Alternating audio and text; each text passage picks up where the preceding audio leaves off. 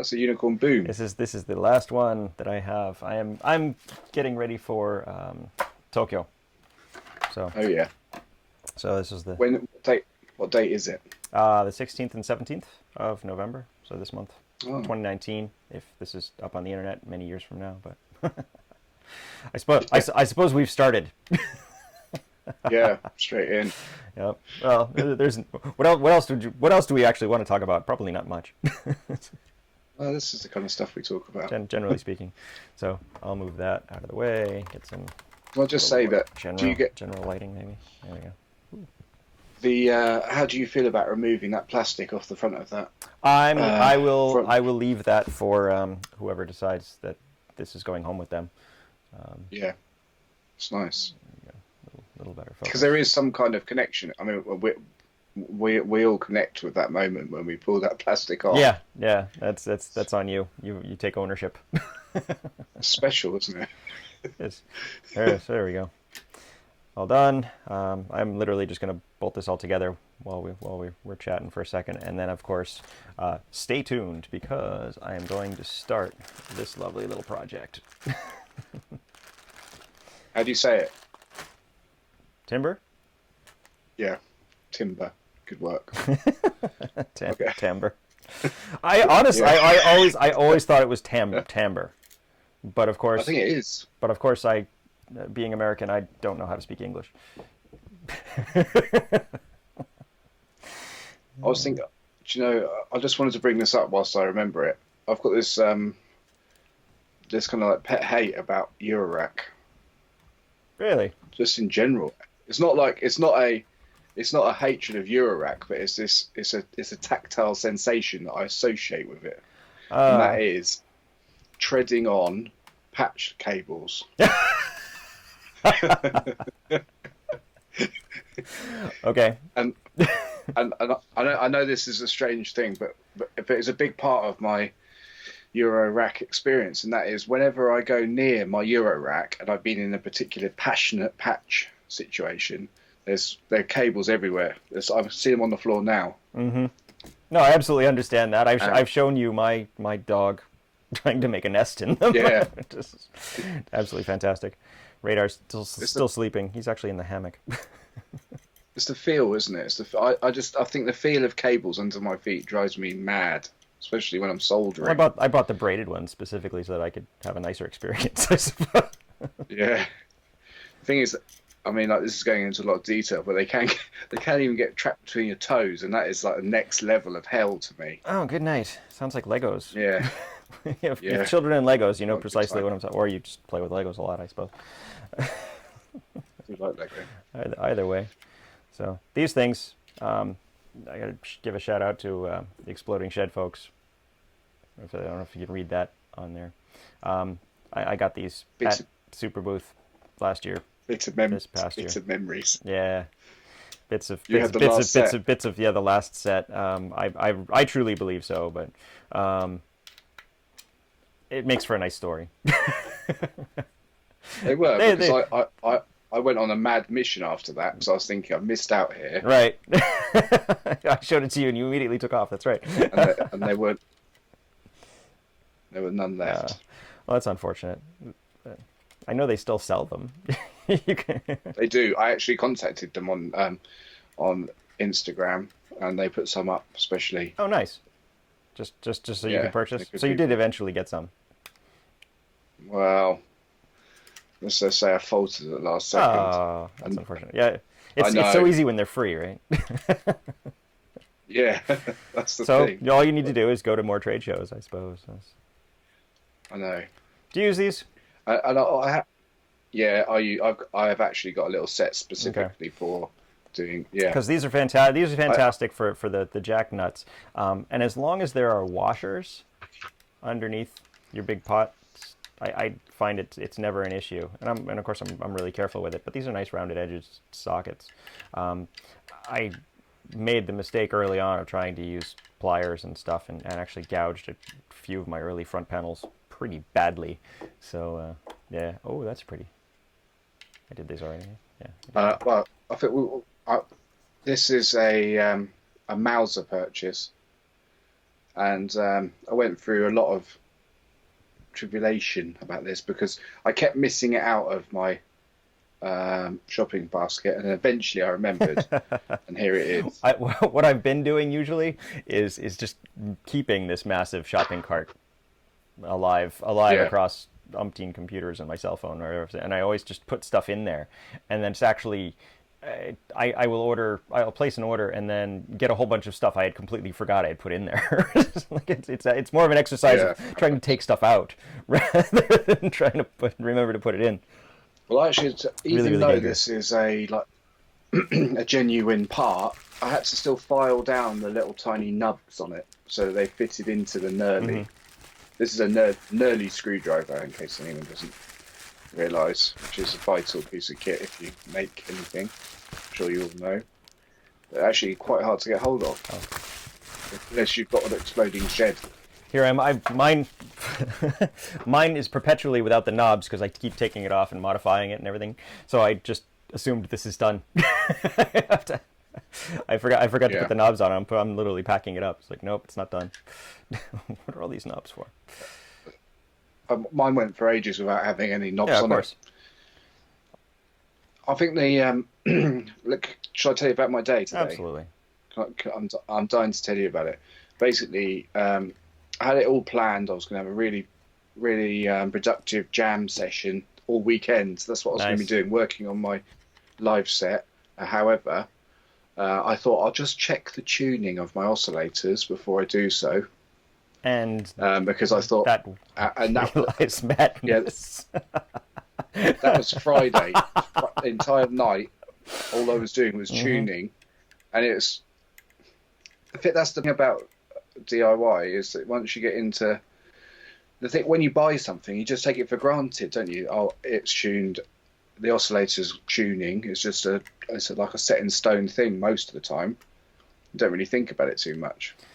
But I think that's true for a lot of folks. That's yeah, kind of the reason why we're gonna start talking sequencers here in a bit. It's just that these things, most people buy them and assume that they're done. I mean, you don't yeah, generally go in and do tuning. It's part of the charm, right? The yeah, analogness of it. It's never quite in tune, regardless of what you do. But yeah, it's something I think I go through once or twice a year and just tune everything because yeah. it drifts with temperature and seasonal variations and such. So Well, that was my. I mean, I had it in my head that I'll just do it. It would be a quick operation. I might as well do all four oscillators that I've got of the same type. hmm So I did that Saturday night, Friday night, sorry. And then it kind of bothered me slightly that I hadn't done my SEM oscillator as well. So I thought I'd just simply take that out. However, it got to a that's got an octave switch on it. It's a frequency central hmm SEM-OS. I don't know what it is, but one of the positions is it's a ladder. So basically, you've got five or six, I can't remember, 10K oscillators. They have to be within zero point 0.2 decimal places of each other, and then you when you select the next one, it goes up, and that acts like a ladder to get the octaves hmm for each level. But one of them, I don't know if it's a switch fault or a resistor fault, but it goes all warbly on one of them, and it drove me crazy. And then it went away, then it came back, and in the end, I've taken it out of the rack and put one of my frequency central ones in Oh, the good end. The night. other one, So it yeah. really is out. Well, I put a label, I put a post-it note on it. Here we go. Off to Tokyo. Some Uh, lovely, wonderful person is going to get to play with this. Right. Next. Yes. So I'll definitely go through and tune. Oh, that's nice of you. There we go. When we're done, yeah, I'll definitely go through and tune everything once or twice a year because it's just not. And things just don't sound correct anymore. And Oh, no. it starts at the sequencers. I mean, I just had that gentleman with the Metropolis ask me like, how do you make this thing sound better? Because mine doesn't sound like yours. Yeah. Well, Well, it's generally not a difficult thing, but I mean, you've been doing a lot of work on that. Not normal. I mean, like, I would say that your approach to it is, probably not a typical person's thought pattern. I'll take it apart. I'll look at the trim pots and start working away. I mean, that you've There done a is lot of there work. is a document somewhere. Honestly, I couldn't tell you where it is. I couldn't find it again. I know Yeah, I found it once, which just gave me the basic process, but it's no different than most sequencer units, where you have the baseline where you set your 0 and then the scale beyond that. So it's just setting that scale through the yeah. from the ADC. It sounds very From the similar DAC. to an oscillator. Exact. Yeah. Yeah, you got the scale, haven't you? I mean, basically the width of your tuning, and you just go round and round until you either go crazy or it goes in tune. Well, it is analog at some point in the chain, and it's never going to be perfect, but it's just getting as close to that the perfect as you want. And some people don't need that at all. I mean, there's a lot of modular folks who are doing soundscapes and noise, and they really don't care anyway. So Yeah. So, have you got an idea when your video is going to be available with that? pretty shortly, actually, I already sent it off to the gentleman, and he said, yeah, that's fantastic, but I'm out traveling right now, and so I don't even have the Metropolis. I can't try it to see if it works. So yeah, that's the first thing I asked. Well, then follow the instructions and see if it actually does work for you, if it helps. And he said, no, I don't really have a voltmeter at all. I know somebody though, so I'll bring it to them. But that's like 4 months away. So I'm out traveling for like 4 months. So it's going to be a while before I know whether that actually works. But I mean, I'll probably just post it and we'll see what sticks. So is this your this is basically the timber module? Yep. So this is the full kit version. I mean, I have been known to go to Mauser and just buy all my parts and do everything. I'll just buy base PC boards. But this one was easy enough, and I only want to make a couple because I'm trying to stop. I'm trying to stop. Good luck with that. Yeah. Trying to stop making so many DIY projects and start making my own stuff. Had another fantastic idea yesterday. Oh yeah. Of course. So stay tuned for that. But What kind of area? sorry. Kind Oh, of area. a filter thing. Okay. Sounds interesting. Always filters are fun. I don't need any more oscillators. It seems like everybody has an oscillator, and I don't ever want to make an oscillator. But filters are nice. Yeah, sure. Is there any clues? Am I allowed to push you for some clues? Secret squirrel. No, not at all. I mean, it's actually kind of Moog clone territory, but with my own unique spin on it because I like that. I want to have something more unique. I want that sound, but I don't want to have to run everything through my Mother 32. Yeah. And there's a decent number of clones out there, but all the same, they take up a lot of space, and I'd like to see something a little in a smaller form factor, I guess. So what we've got there, 3 boards. Timber is a 3-board build. It ends up being quite deep, both in physical and usability. I must admit, I'm interested in it, especially after watching the booklet thing the other day. Yeah, well, you've got a little bit of a thing going on with those as well. Yeah, absolutely. And I don't know if I don't think these are supposed to be matched at all. I just need to make sure that I have the right ones. But it's pretty straightforward build. There's a lot of parts, but it's fairly dense as far, but it's still all through hole and an easy build, just time consuming, I suppose. What the chips has got on it? I'm interested in that, in the big chip on the far right. Just 074 quad op amp. Okay. In fact, that's really all all these are. Is 7.2s and 7.4. So it's a Okay. whole bunch of generic op amps all working together to do fun and interesting things. Best stuff always is, though, isn't it? Generally speaking, I mean that's how you make things that run at audio rate and you can just absolutely twist and warp. And I just realized that my shirt is actually semi-transparent. Yeah. I know. I noticed that, like a jellyfish. I didn't notice at all. That's really really cool. Anyway. So you got and it's got a Vactral in there. Yep. Yeah. There's the one. I believe that's the blending circuit. There's two, but I actually don't have the schematic for it. I have to go through and check. But I thought that was part of blending, because It's nice when you see a Vactral, because well, typically, I mean, obviously there's one in Unicorn Boom. Mm-hmm. That's the compressor. It's nice. Yeah. And I always think to myself, when I see a Vactral, someone's done a little bit extra in there.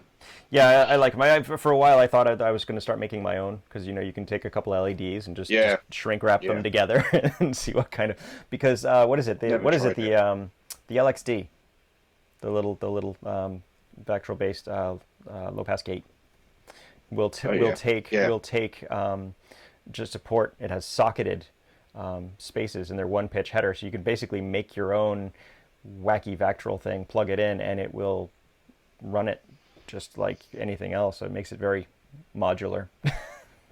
Because I made that one from Pusherman, the two-tone it's called, like little low-pass gate with Vactral.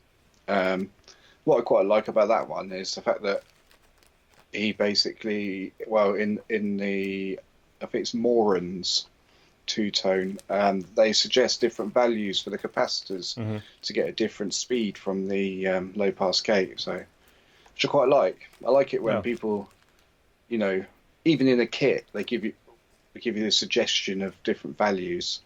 You are going to like this then, because there's a whole section on modification at the end, how to change things, how to add additional CV, give you some more headroom, how to push it into really wacky territory. That's interesting. Yeah, I like that kind of thing. I had a bit of a nightmare today because I was working on a Thomas Henry it's I can never say the name, but it's the VCQFG quadra factor function generator. It's one of those ones where you get all the different phases. You give it CV and it produces different phased output of that CV. Oh, that's fun. Huh. Yeah, so what I wanted to use it for was for doing panning. So so I had an inverted signal for the second VCA. But however, this is the first part of my day was spent dismantling it and trying. Well, actually, I just simply thought I would just do the calibration, and ended up putting it into the broken pile. Oh, because I know that's not fun. I know. Well, it had a funny quirk with it when I built it, which is, when something doesn't work and it's how you'd expect it, and suddenly it starts working. I don't know if you've ever had that experience. It happens very rarely. Cold joint? Yeah, I suspect something like that. Maybe with one of the trim pots. I'm not sure.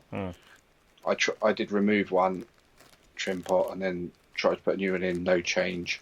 In fact, I went round it and did all the normal checks, with a magnifier, etc. But just couldn't really. It was a bit of a downer. I went from that into the oscillator tuning gate. So you got a lot of music done this weekend. It's one of those days. Yeah. Well, I haven't been doing much better. Like I said, I'm trying to get all this stuff done just for the show, and of course I have to jump out for most days this week. I'll be heading out of country for 72 hours, and then I have to come back. Nice. So no, not really. It's just a whole lot of flying. I don't enjoy it anymore. It's traveling is not something I actually want to spend a lot of time doing, because it's just airports. Have you got any other builds? Is this a personal build? This one? No, the first one I did, I'm gonna keep, I believe. So Yeah. this is all the stuff I'm doing right now is for the show. I did touch base with the Tokyo Festival guys, and they said, "Yeah, bring them down. The table will be there." It's like, okay, you asked for it. Yeah, I know. They don't realise what they've asked for. Well, I was there last There's year. I'm pretty sure they're aware. Oh, yeah. I kind of knocked it out. I was surprised at how many people were there. Just little boxes of this or that were used stuff or junky old stuff or whatever else, and I showed up with a whole bunch of basically like new boxes, and of course the vendors aren't selling anything. So it is literally just me and one other gentleman that brought up a big rack full of actual product. And I hesitate to call it product because it's still just me just building stuff here. But we're the only ones selling stuff, and so we sold a decent amount. Once everybody gets in the groove and they see stuff, they're in a synth buying mood. They start purchasing stuff pretty quickly. What's it like in Japan then? Can you get modules locally? There is a nice store, which of course I'm going to have to do a show on, down the other side of town. I live close to Namba, but there's two major shopping districts in Osaka. One's Namba and then Umeda, so it's further up.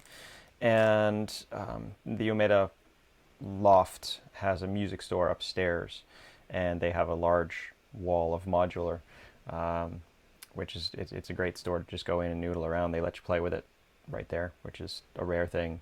So yeah, it's the first time in my life I'm actually able to go somewhere and play with a module before purchasing it.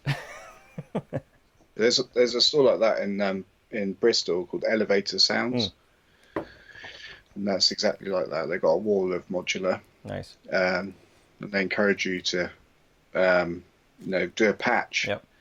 But in reality, well, they don't want to do returns either. Yeah. In reality, for me, I'm always a bit, even though obviously, I've got plenty to play with, I kind of respectfully, when I was in there, I just respectfully look at it all, because I think the reality is it takes me a while to learn all of this stuff. Sure. And it's a bit, touching someone else's rack that you don't really know. It's like a whole, and you don't recognize necessarily all the modules even. Right. Especially if you're, it's like DIY. I deliberately don't look at the IntelliGels or whatever, the expensive stuff. Well, you know what I'm saying. Mm-hmm. I deliberately keep my eye on DIY. Yep. Do not get tempted into the special the easy path. Yeah, that's what I have to keep telling myself. Although I have strayed a few times. There are a few non-DIY modules I've got.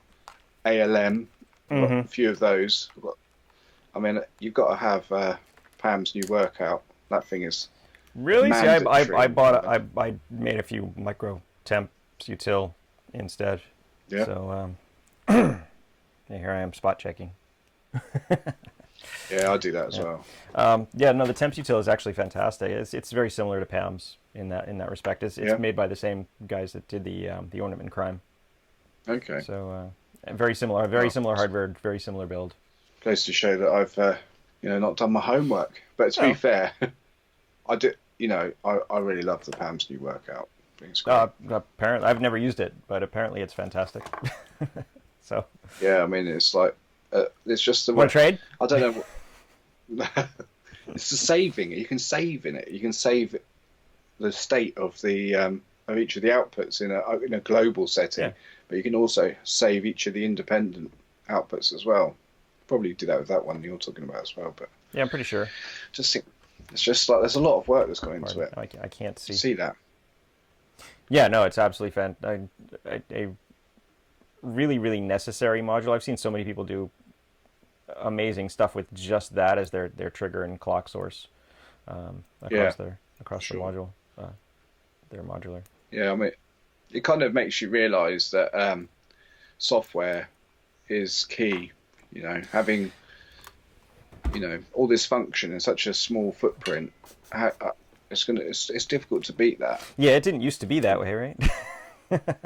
No. And will you be angry at me that I still look at 5U every so often? I do. Okay, it's not just me. I do.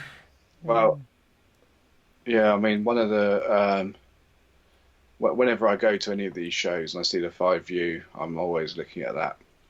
There's many reasons I can come up for wanting it, but I try to keep away. I simply don't have the space. I mean, that would kill me. My wife's already very happy with the size of my install, so. Yeah, I know. The Dove Audio stuff in 5U looks great. Doesn't it, though? Yeah. Although I'm perfectly happy with my Euro versions of both the WTF and the Wave Plane. They're nice. Something about it. I think actually she wrote in her Instagram profile, there's nothing better than a digital oscillator through an analog filter, and it really kind of shows, because the warmth and interest of analog, and most of the sound comes from the filters, right?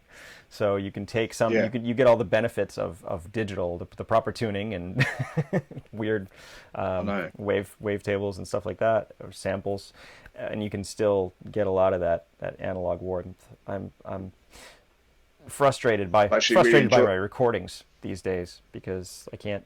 Just doesn't sound the same. No, it is hard to get a good recording. But I think the main thing for me was just basically ditching my phone and doing everything through the sound card. Sure. That's the only way, isn't it? But I was watching Paula's Instagram. I mean, the level of detail. I was loving the one where she basically takes you through all of her rack. Mm-hmm. Oh, I didn't. I didn't see that actually. I should probably go. Yeah, there's a whole 13-minute. Oh, good video. Night. That's not Instagram, probably like maybe IGTV or something. Yeah, it's the IGTV, okay. And basically she takes you around all of her stuff and what she's working on, the new stuff. Oh no! Okay, I'm there. She's got a sequencer, and basically it's really cool. I mean, it's just great to see, especially in 5U as well. That's what I was saying. You do start thinking, Yeah, I think this is a really dangerous rabbit hole for me. Okay. Right. Well, since we're talking about sequencers, so you are almost exclusively DIY with all your stuff. What are you actually doing sequencing on? Well, at the moment, I'm using the Noodle box. The one which I'm beta testing. Yes. However, I was That's not DIY though. Is using. This is not DIY. Right. I do all my sequencing off the. I've elected to do my sequencing off the rack. Okay. I know it's controversial, but mainly because DIY, I haven't seen any sequencers which really give me the functionality that I want. Apart from Westlich Performer, but that's starting to feel a bit like it's a bit big, isn't it? You say that because I brought my I need to get a little bit of space here. I brought my my favorite DIY kit sequencer. This is one of my early builds actually. Oh yeah. Oh, that's serious. And it's rather large. For those that don't know. It looks cool though. Wish I could get some. I think we mentioned this before. Yeah, I've talked about the Klee a little bit here and there. It is a really fun, unique kind of thing, and it avoids that 8-step repetitive thing that everybody doesn't like. Some people like it, but for the most part, people want to get some variation, some slippage, and then you want to be able to get back to where you were. And this does all of that. I saw it early on. And it just I immediately understood what it was doing, which is unusual. So you have 2 banks of 8 channels, and you can run it in 8-step mode or full 16-step mode. It'll go all the way across.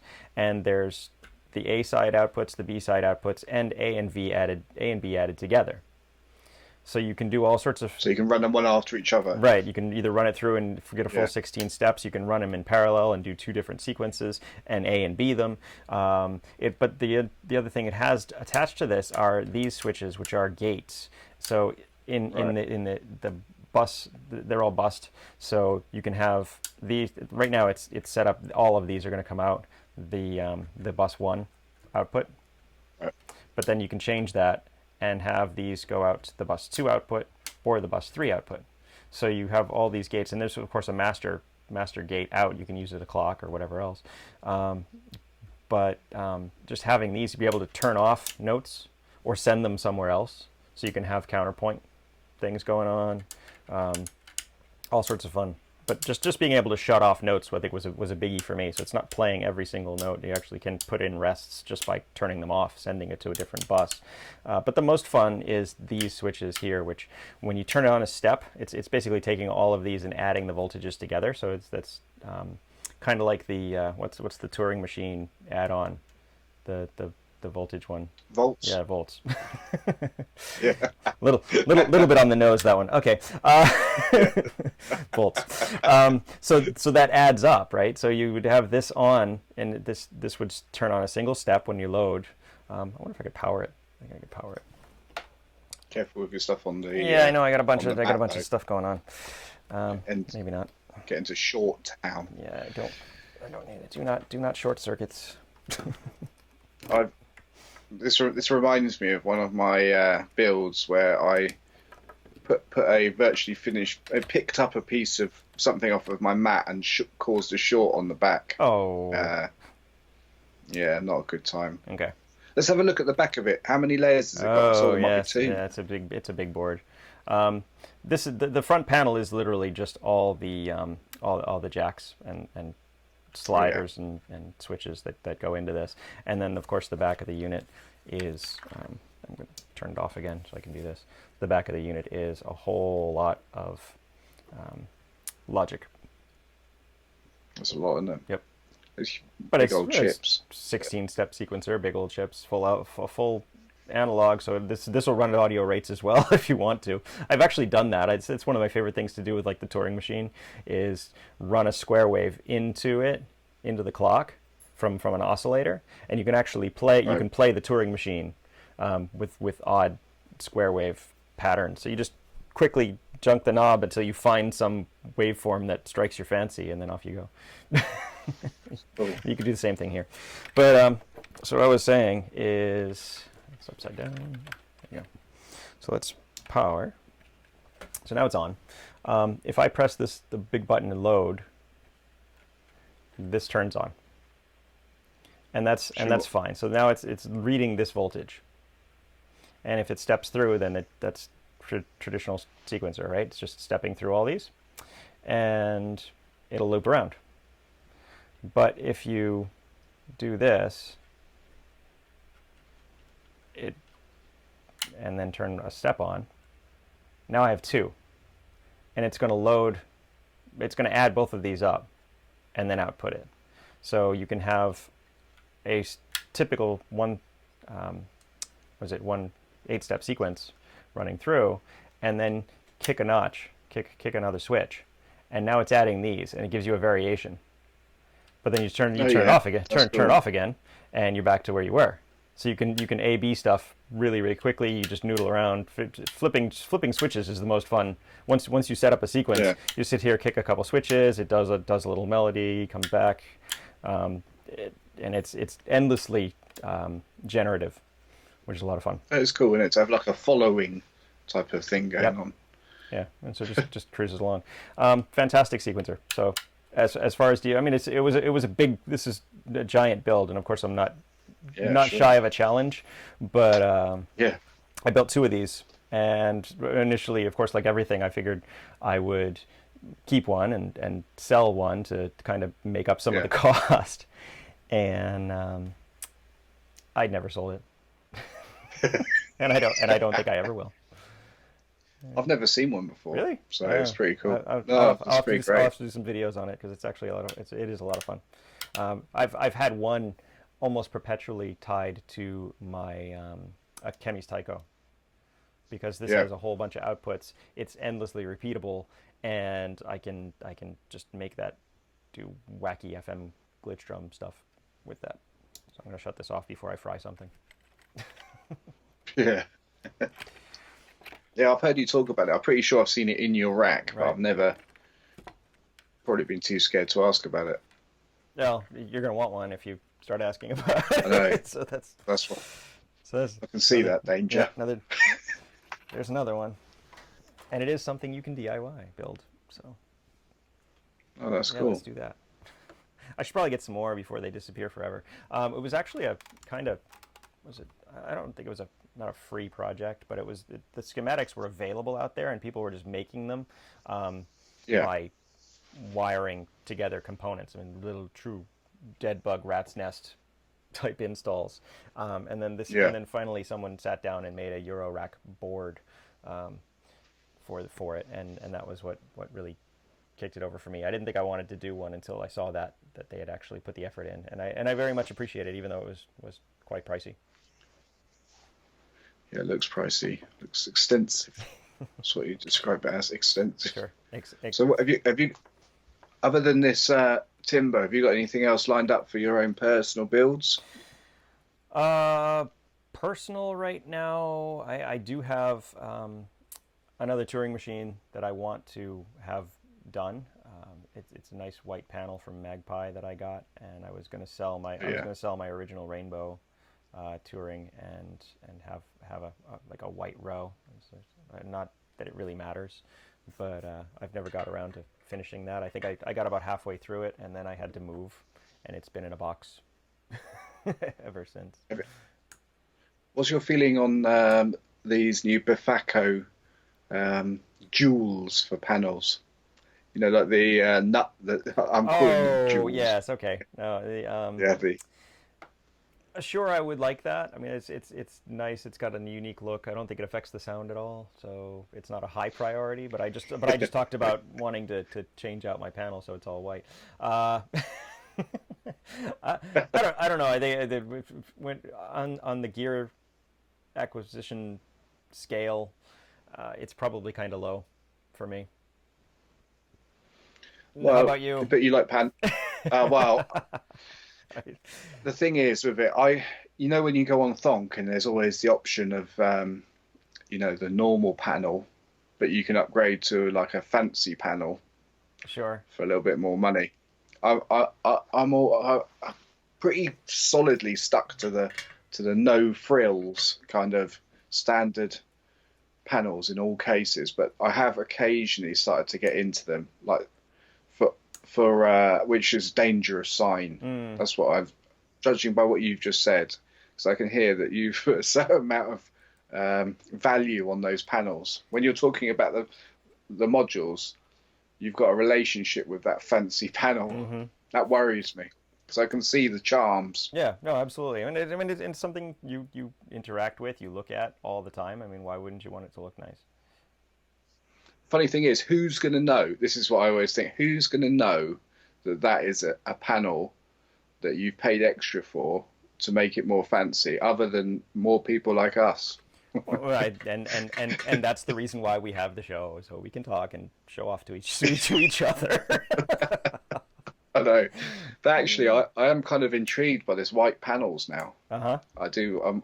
I think we'll need to see those at some point. Well, there's a decent number out there. I'll introduce you to some. Yeah. I think if you're talking high quality panels, though, there are things that I don't like. Like I would, if given the option, I will always get the aluminum because it's just important that it has some rigidity to it. I'm not a fan of the acrylic or the PC board ones. Those are those worst offenders. That's the one thing I really don't like about my FM ogres is that they're all PC board panels. Yeah, I recently acquired one with an aluminium one. Oh, you did do that. I sent you the link. I've known about it since I finished building mine, and I wasn't planning on building anymore, but I've actually thought about going back and building a few just to get the panels. Oh dear. Maybe in the meantime, I can just swap the panel on the one I've got. If it fits, fantastic. I mean, there's always the problem of having the jacks not quite line up and such. But True, that's true. if that works for you, please let me know because I might just order a few. I think you can order the pan. I think you can order the panels separately, and Yeah, I'll just okay. get the panels. Well, there has one of the talking about panels made me think of. I hope I said this right. Cassiotronic. You familiar with Cassiotronics? No. Uh, Basically, is a there. I think he's based in somewhere in Sweden or somewhere like this, Scandinavia, Hmm. Scandinavia, and basically one of the builds he's done is a ladder filter, and people are raving about it. They always say, but interestingly, he chooses to use a renewable resource, which is like birch. Hmm. Uses a birch for the panel. So I have seen. I don't know what I think about it. I've got one, Hmm. but personally, although I do like the idea of it being from a renewable, you know, source, and aluminium, it's probably not very good for the environment compared to harvesting Are wood. you planning But on throwing away your modular? no, Well then, no, yeah, that's where my mind goes. Is like if I absolutely understand the draw, but I don't ever plan on getting rid of this thing. So And realistically, how long do you think these things will last? I mean, I know that you coat yours. yeah, Are that's they going to still? if Is someone going to be looking at our stuff in 100 years' time? my stuff in particular, I doubt it. But I mean, but you look at the used synthesizer market now. I mean, there's I stuff know. floating around from the 60s and even earlier, but it doesn't necessarily go bad. If anything, there's a larger draw for it. People want it. People want it because it's classic. I mean, I guess it needs to be an iconic thing, or was heard Especially with through in a hole. track. I mean, when there's no through Easy to hole repair. left. Yeah, that's the problem. Is right now it's still easy to repair, but I look at stuff like the video game market, for example. I mean, that's Yeah. a much accelerated kind of thing. But there's people now that are just getting into it that have never experienced an Atari 2600 or a Commodore 64 or something, and they're going out and refurbing these things and making them functional again. Um, So, are there reliability issues? I mean, well, for those are like everything, 30 years old. yeah. Yeah. I mean, But I was watching a YouTube the other day that was specifically about power supplies, and they had like a 1930s power supply with original ripple caps, decoupling caps, right. and it was functional. I mean, everybody in the comments is yelling and screaming, and they actually had to make a separate video saying, "Hey, these caps are okay. Stop yelling and screaming," because everybody's conditioned to say electrolytic capacitors are bad and they're going to ruin your board and explode all over everything. And I mean, if I was designing my own stuff, and I'm trying to, I'm trying not to use electrolytics if I can get away with it, because that's one point of failure. Because there was a time, I don't know the details about this, but there was a period of the late 80s, I believe, possibly, where there was some caps that had a problem, wasn't there? Mm. Do you know the detail about that? I don't know a lot of detail about it. I do know that was an era of cheap manufacture and less than stellar quality. I mean, electrolytic caps they kind of plate themselves when used, but that electrolytic fluid is acidic and it will eat itself out of its little housing if you don't power it on regularly. So storing the stuff is actually the worst thing you can do. Just keeping it in a box somewhere, wild temperature fluctuations if it's in a container or a storage unit somewhere in the sun. That's the death of things. But if you turn it on regularly, I don't think you're really going to see too many problems. Have you ever had to do a recap job on anything? Um, I thought I did, and it turned out to be glue. One time, I opened something up, and I was like, "Oh, this Please will." tell me it's not hot glue. No, no, no. Because those I are the opened worst. something up. Somebody thought they were a DIY guy, and they started putting hot glue all over everything. Just like, please, kill me. Well, yeah. I'm not going to talk about hot glue now. I was going to make some admissions about it. I think it's useful. What's wrong with hot Oh, glue? it's fine for like a Halloween costume. Yeah. So I've got some NLC builds that I've got planned. Mm. This triple sloth, which is Oh, yes, yes, yes, yes, yes. yeah, Yeah, I kind of would like. I think I have. yeah, it's pretty cool. I think I have a board for the super sloth. Is that what it is? The Yeah, super version. It's like the 2 days to cycle kind of thing. Um, yeah, yeah. That's it. Yeah, yeah. I like the idea of it because like going back to PAMs again as a modulation source. Hmm. Obviously, you've got this you've got this relationship between PAMs and your sequencer. You've got to establish so to get clock. Mm-hmm. But when something's so slow that it becomes irrelevant, I quite like that. Well, it's not irrelevant. But I don't think that's the right word. Maybe, but Yeah, but not yeah, it's not you don't notice it in regular. My goal some days is just to make something that generates itself and I could leave playing. And I'd really yeah, love to be able to have have something that I could turn on, for example, in the morning, and it would play and play and play and play, but I would never hear the same thing twice. And I think that's probably where things like that sloth come in. yeah, yeah. Because one of the timer on it was like 90 minutes to complete a Good night. full cycle. That's pretty Yeah, cool. I like that's a that. lot of fun. You sit there and watch. I think what the gentleman that actually designed those had a post the other day, and he was testing a couple of units, and he said, "Well, my scope is basically tied up for the next 2 days because it takes so damn long to test it."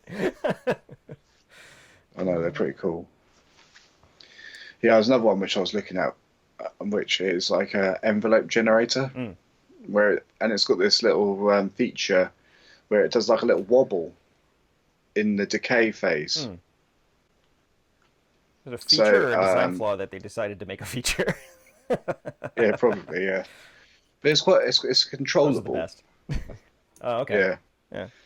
yeah. So it's kind of like a nice, like it kind of like, and it reminded me of something else that I've heard. Like when you think, oh, a certain characteristic in an envelope that actually defines the sound of a synthesizer, Mm-hmm. and you don't really, and maybe I heard it like before I was into synthesizers, and hadn't really kind of appreciated that was a thing. Mm-hmm. And now that I'm, heavily into them, I'm kind of, I suppose when I hear something like that, it's kind of a nostalgia thing. Sure. You're so much more aware of what's going on, though. You Yeah, try to dissect sound, and figure out what people were using for what and what they were doing. I find myself looking back in through like old music magazines and stuff as they describe how to actually get some of the sounds. yeah, probably. I'll tell you what, after we spoke last time, I've been watching a lot of YouTubes about FM synthesis. Mm-hmm. I mean, I can't say I'm taking it all in. Uh, There's a lot of no, it's detail. difficult, and I would say I'm sorry, but I'm not. Yeah. But I mean, a lot of this stuff is, especially given in the time frame, they're operating on a tiny little screen. There's very little in the way of pots or knobs or anything, Oh, you're talking and about they're doing. the real DX7 type. Yeah. But the thing, how do people? This is what blows my mind is the fact that they've got this like reputation of being like the archetypal synthesizer for it in FM terms, but just in terms of programming, it's incredible what the people went through. Most people didn't. Most people, I mean, it was a preset machine. Well, they just It really fair was. enough. Yeah, There was one guy who really knew how to program, and he was the one making all the patches for everybody. fair enough. They'd put it in cartridges, and then they'd sell the cartridges. And there was no internets back then, so they weren't. I mean, people would share, I think sysx data and stuff from around a studio, but I don't think it went much further than that. But if you go and you get you buy a DX7 used, or even just go to the music store and play with one used, you'll find sounds that are all over those records, 80s, 90s records. Yeah. Did anyone ever make a programming interface for it? Because I know some of the... Absolutely. Yeah. No, there's a nice piece of software. I actually have the TX802, which is the rack mount version of the DX7. It's the same thing. It's just a rack module, and you can use the computer to control everything. And the interface is obviously much more accessible, so you can get in there and do stuff. But FM synthesis as a thing, like, I want to make a horn sound, it's not easily understood. It's not straightforward how to do that still. I know, especially when you see the diagrams of people like combining each operator and in different combinations, and there's like 5 or 6 things in some cluster.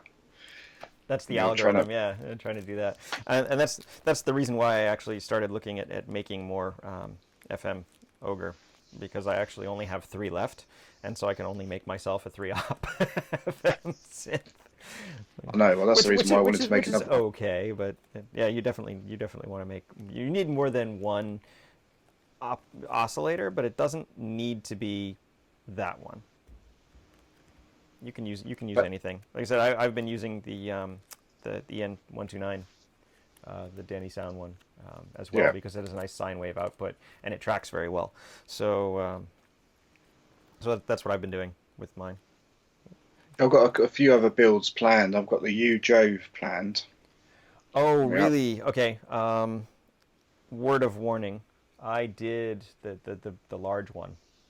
Yeah. And it is one of my, when you talk about the junk pile, it is one of the only modules that I've ended up in the junk pile because I can't figure out what the hell's wrong with it. Fair enough. Which version is it? Because interesting, there has been quite a spate of versions of those. Because I think I've got one of the boards for a noisy one, which I'll probably look to replace. But I think they're up to 1.2 now. I think I might have a 1 or a 1.1. This was a long time ago, so I couldn't say, but it's one of my major shame points. Could not figure it. Yeah, I think I've got the Performer to make as well. You know, the Westlich Performer. Nice. I'm not sure if I'll end up using it, but we'll see. I ordered the new Bifaco CV to MIDI. Oh yeah. Device. Pretty much instantly. We saw that when we were in Germany. Yeah, we did. Yeah. But I was immediately taken with that because I have so much other synth stuff, but I love my Euro sequencers. Yeah. for yeah, you do. Different reasons. I'm kind of sequencer heavy, but that's interesting actually. What other synth stuff have you got? All my old Electribes are still here. I keep them around, except that the EA one I said I sold, and I don't, like I said, I don't really regret it, but I probably shouldn't have because I didn't get enough money for how cool it is. But all of those are here, and I'd like to be able to run some channels from that. I have a drum brute that I'd like to be able to use more of. I have a Trig, it's a Trig 31. Which allows you to take triggers out. It just takes triggers out, but it's a kind of a thing to program. So I don't know if have you tried the Bifaco. Have you tried the Impact? Sorry. No. Have you tried? No, not at all. No, it's good. It's a good good drum machine. Nice. I actually preferred it over the drum brute. Oh, well, that's interesting. A friend of mine had the drum brute and kind of struggled to get sounds out of it that was 100% behind in some cases. But I'm not quite sure what the issue was. I mean, it was a while ago. But when I tried the Impact, I actually tried the Impact at the Brighton modular event this year, the one in the summer, and I straight away clicked with it. Really enjoyed it. think they've addressed a lot of the sound issues I had with it anyway. Actually thinking about it, using it as an accompaniment for a Euro rack because of the size. Sure, that's nice. And I like that a lot. That's what I was doing a couple of years ago, I guess now, was using, because I literally had no drum modules, and I could make drum sounds, but then I'm using more than half my rack to just make a couple generic drummy sounds. I mean, other than Unicorn Boom, I haven't really come across any drums. I haven't really used it that many, but I haven't really come across any Eurorack drums which I've been 100% happy with. Sure. And for the cost, not of the price, but of the rack space cost, I think taking a drum machine to me feels like a better decision than taking a rack full of drums that I've got to then sequence. But I haven't really gone into that side of it. I've seen other people do it, and I know that a lot of people use modules like Basilemus. How do you say it? Basilemus, Iteratus, Yeah. Altera I have. And that's what I was going to ask you, is it when there are things like that, and I really do like my Basilemus. It's a great mod. I've heard people say you can play an entire show with it, and I don't know if that's necessarily true, but like just that. But it does make some phenomenal noises, and you want to stay in the DIY area, but that would be one I would point at and say you may not want to stick to that policy too strictly. No, actually, I think one of the people I follow on Instagram, Tune Girl, she said on one of her posts that the TB30 is that Basilemus, how do you say it? Basilemus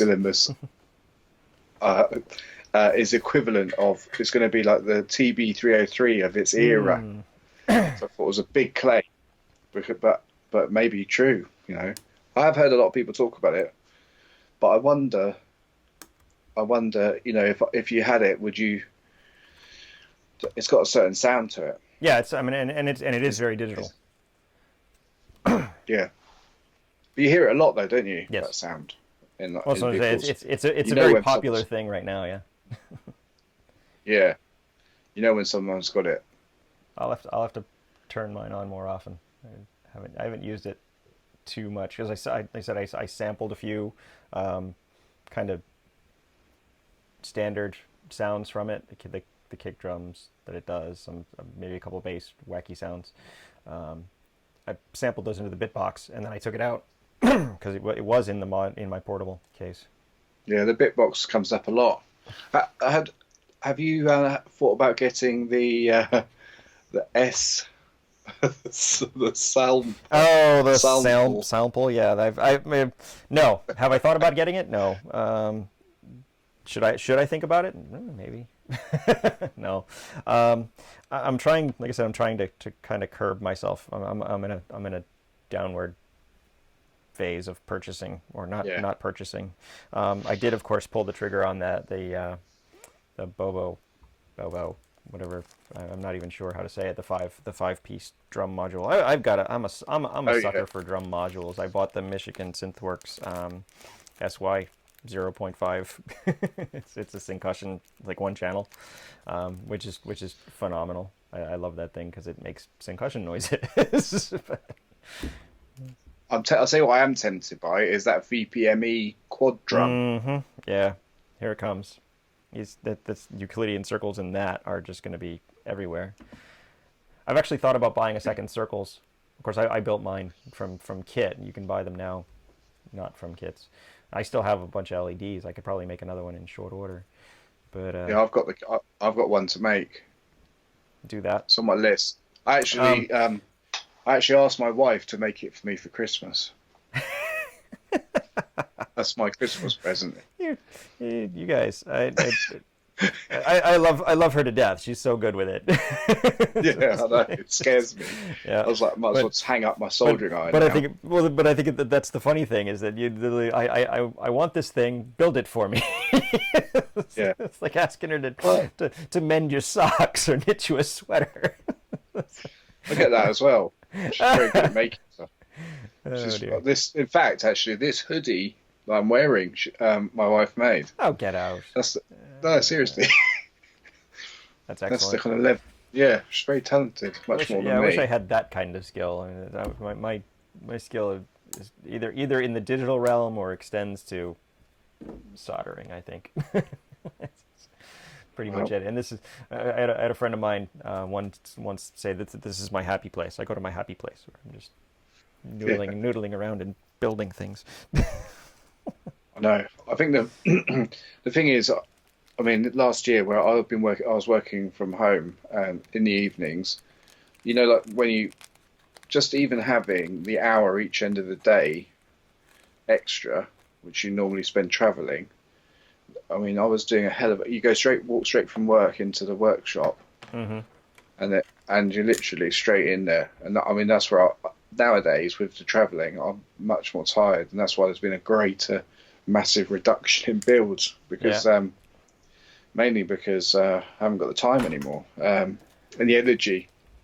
It takes a lot out of you to do the building, especially with the concentration. I mean, Sure. you don't want to get into a situation where you make a mistake and you've got to That's repair it. I mean, that's why I keep destroying. pulling out the meter. So I want to make sure that I'm doing things correctly while we're still having a conversation.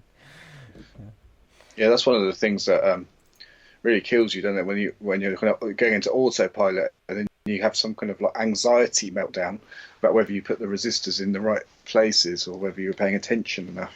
I think that's the paying attention aspect. I need to make sure that these are all good. I want clean joints, nice fillets. If I'm gonna be putting this out in the world as a product, it's got to be spot on. I know that's one of the things. I mean, if you're a DIYer, you kind of tell yourself that you're saving money, but actually getting to the stage where you sell something, having the confidence to sell something you've made with a degree of certainty that it's okay. I mean, some of the stuff there's some of the stuff I couldn't sell because I thought, oh, it's an early build. Yeah, no, I get that. Yeah, and I think to myself, I don't feel confident selling that because I know there's a slight niggle with it. Yeah. That isn't actually necessarily even to do with my build. I mean, it could be a design issue with the board in this particular case because I think it's quite a noisy module, but sometimes talking about that one again? you just yes. We're gonna have to fix that. Let's do a show specifically on that. We'll just tear it apart, figure out what's going on. I've been through it. I have one here, somewhere. I have a kit. It's the same. It's the same one. So we'll tear through it and figure it out. Don't stress. I lost my. Yeah, build. Lost my build. I've put another stuff. I've got a corner now of my overflow rack. I've got my main rack, which is my live rack, and then I've got my second part of my live rack, which is kind of like my secondary kit. And then I've got the overflow rack. And in the corner of the overflow is my dodgy build section. Well, the fact that you have an overflow is fantastic. The fact that you have, I mean, I was thinking actually yesterday that I really need a rack up here for this show first of all, and so that I can test stuff quickly instead of just having. I mean, I have power at the bench, but then I bring it downstairs and actually mount it and test it. And I should have something up here that I can test. And then I thought to myself, that's an extraordinarily bad idea because I'm instantly going to fill it with stuff. And of course, I don't want to go all the way downstairs, so I need another set of drums. I need another sequencer up here and whatever else. Yeah, it's just, please stop. It's like you're working through your own security protocol. Mm-hmm. You found a loophole in your own. I know, I've been there. Yeah, absolutely. So I was actually, for a while, I almost convinced myself that the kids needed a rack each in their bedroom. I'm sure that would go well. I mean, maybe. It depends on. I did think to myself, if they were battery powered, then there wouldn't be any danger with it. I even got to the stage where I was thinking, they'd be small, maybe an 84 HP. Like 3U, I love it. I love it. Right. Do you let the kids play? I mean, I've seen Uh, every once in a I while. do. I do. What I tend to use is because I think the Euro rack stuff. If I've got a patch going, I will like say, oh, here's the filter cut off. I don't actually say that. Obviously, I just say, point to this knob, twiddle that one, Yeah. and then they seem to enjoy it. But I think that the attention span required to do like a full, what the kind of level that we would want to talk about is probably not there quite yet. Right. Right. But I mean, Uh, it's a good starting point. I let my kids play every once in a while when I have something running. that's cool. Yeah. For a while, I mean, I was teaching a robotics class back in Hawaii, and I got it in my head that some of the kids also needed some music education, and so Yeah. I got them a was it the little system one, the one full voice thing from Roland, and Oh yeah. a little keyboard USB thing.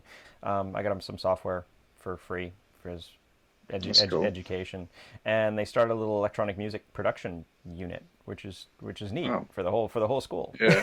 So That's they cool. did that Yeah. they did that for a little while. I don't know if they're still doing it because I ended up having to leave.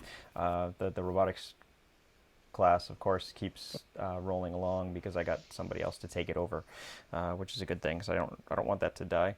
But I keep thinking that maybe I should go and start another program Yeah. Sure. here. It's certainly It is. fun because they have just gobs of curiosity and attention, and of course, if you're doing something that they're actually interested in, Yeah. it goes much easier. And you think school is, I don't know what it's like in the UK, but I mean, school has in the United States has become just a chore, and they don't do music education at all anymore. They don't teach cursive writing anymore, so kids don't know how to sign their own name, which is absurd. Um, Saying that, I mean, like at school now, my daughter, she's doing like a coding club, nice. which is pretty cool. Yeah. I mean, like, I think it's really cool actually. She does it and she logs in and she does it all from home, and I mean, it's great to be able to be taught that. And she's 9. She really enjoys it. Well, coding and STEM and stuff like that gets a lot of attention, at least media wise. Yeah. So yeah, you have to have some kind of class. I think it was the music thing that being dropped was really what was disappointing to me. I mean, you can still Yeah. go and do like band and stuff, but I mean for elementary, middle school level kids, there's really not a lot of options. True. I mean, like what we tend to have in the UK is like companies that will go and offer a kind of being in a band experience almost to schools, and then they'll go along and show them how to play as part of a group, which I think is pretty cool. I think anything's cool. A very necessary skill. My kids all do acoustic instruments, violin and Oh, yeah. piano and guitar and such, and that was one of the things that I really appreciated of the folks in Hawaii is that you'd had a regular private lesson time with your teacher, Yeah. but then every Saturday they had group lesson, and you would go Yeah. for an hour and a half or whatever it is, learn to participate in the orchestra as opposed to Yeah. just and some when they first start, they have no idea, they're doing their own timing, they're not listening to anybody else, and you really need that as a skill. Yeah. I think timing's the thing. When you're practicing on your own, I mean, I remember this was a real killer thing for me when I was learning guitar when I was young. And then when I came across, when I started playing in bands, it's made a massive difference whether you keep in time. Mm-hmm. And you kind of kick yourself for this whole time. I thought, oh, like last 4 years, I've been happily doing this on my own. And now, why didn't I concentrate on timing? That was the most important thing. And I missed that somehow because I was too, Well, no, I think that's pretty typical, right? So yeah. basically, you said you don't want to play in front of anybody else because you suck, and they don't want you to play in front of them either. Yeah. What new toys have you got? Oh, you want to talk about new toys? What did Yeah, just what? I got a chainsaw, which is not a DIY Oh modular, yeah, but I saw them, the Acid Rain guys, um, in in Germany as well, and yeah. I got immediately, one of I mean, those. it's one of those sounds. Is it kind of a one trick pony? Maybe, but it's one of those sounds that if you were listening to electronic music and trance specifically in the early 2000s time frame, very very late 90s, early 2000s time frame, it was everywhere, and it specifically came from the Virus series, Yeah, that super saw, I, and I had a virus. I just love it. You have a Virus? Which I had one. You had one? Which one? Oh yeah, I had the virus B. Oh, I love you. That's the one with the Yeah, it endorphins was, demo. I love that track. For the yeah. like I mean just that. demo synthesizer demos. We need a section on that. I actually got it in about when it first came out. I actually got it as a grey import into the Oh, UK, wow. which meant they didn't have the original. It it had a printout of the manual. It wasn't a real manual, Hmm. and it had some dodgy, not a wall, like the adapter thing Hmm. was like the transformer was some kind of Where do those dodgy things one. come from? It sounds I know. really sketchy. I don't know if I would I buy actually something bought like it. that. I know. I can't actually remember. I think I got it from like a pretty big store. China bargain basement. I mean, it worked for years. Sure. Well, and it was fantastic. I mean, I went through all the OS upgrades, took it up to where they improved the voices. Hmm. I can't remember. It's a fantastic piece of kit. I mean, it was a real standout. I've been following the journey of the virus, and obviously its move over into the Kyra, Hmm. which is like the rework of it, basically. Was it a different guy though? I mean, Yeah, it's a different guy, but yeah. what actually happened is, from my understanding, was the original. No, I probably am going to get flamed for this because it's not 100% accurate. From what I understand, yeah, is that basically there was a recode required because the processors which they made it originally on, the DSPs, were no longer available. Hmm. So they had to re-engineer the code to work on the new on a new processor. And from that's what I understand. So basically, and rather than they didn't want to continue with it Mm. for that reason. So That's that's that's why. interesting because I mean it's kind of a standard thing in industry and manufacturing, that just happens over time. Certain processors are end of life, and I can't imagine in the grand scheme of things that they were such a volume purchaser that they could have the manufacturer extend their production run. You just get a notification in your email saying, "Hey, this one's gone. We may or may not have a suggested replacement in our lineup." But Yeah. that's kind of normal, and unless maybe the guys that wrote the code are gone and you don't know what any of this stuff does. But I mean, you refactor it and build it for another system, another architecture. Sure.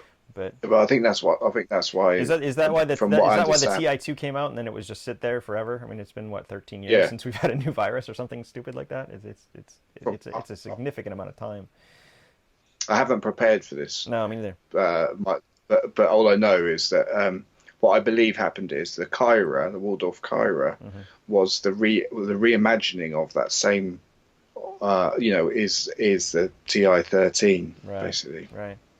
But and some obviously, but from this, I'll have to rewatch the video. But there's a lot of detail out on there on it because people wondering the same thing.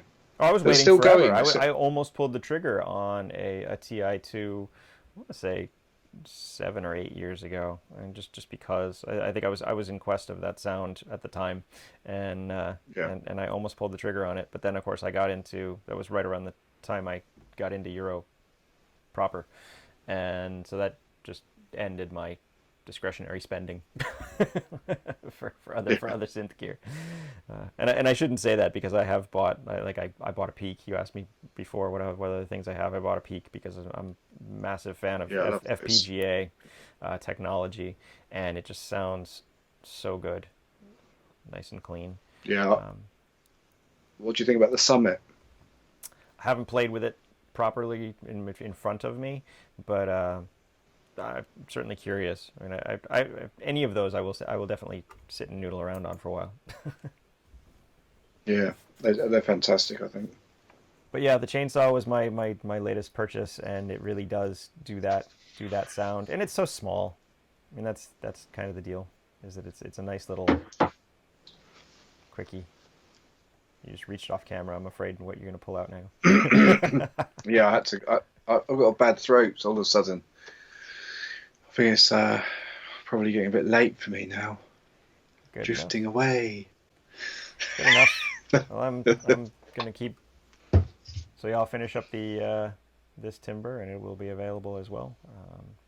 I saw before I let you go. Yeah. You're a fair bit from London, right? And it's not.